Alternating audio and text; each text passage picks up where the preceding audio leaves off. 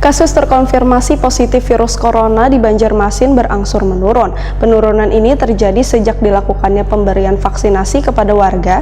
Selain menyasar tenaga kesehatan yang sudah mencapai lebih dari 100%, pemberian vaksin pun masih terus gencar dilakukan di hampir seberataan kalangan. Pemirsa, inilah Habarnang selengkapnya. Kasus terkonfirmasi positif virus corona di Banjarmasin berangsur-angsur mulai menurun. Penurunan ini terjadi sejak dilakukannya pemberian vaksinasi kepada warga. Selain menyasar tenaga kesehatan yang sudah mencapai lebih dari 100%, pemberian vaksin masih terus gencar dilakukan di hampir seberatan kalangan.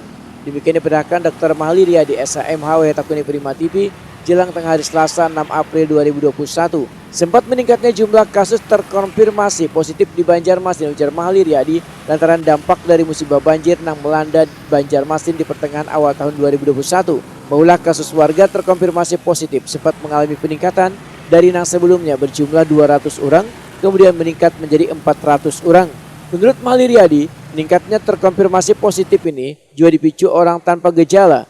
Namun setelah vaksinasi dilakukan secara gencar dalam 2 bulanan ini, kasus terkonfirmasi positif menurun drastis. Mahli Riyadi berharap pemberian vaksinasi ini bisa terselesaikan hingga akhir April 2021. Ya, jadi hari ini angkanya udah turun di atas 160-an, sebelumnya kan 200. Jadi ini sebuah capaian yang baik, tetapi jangan lengah. Karena apa? Karena masih banyak yang tidak bergejala.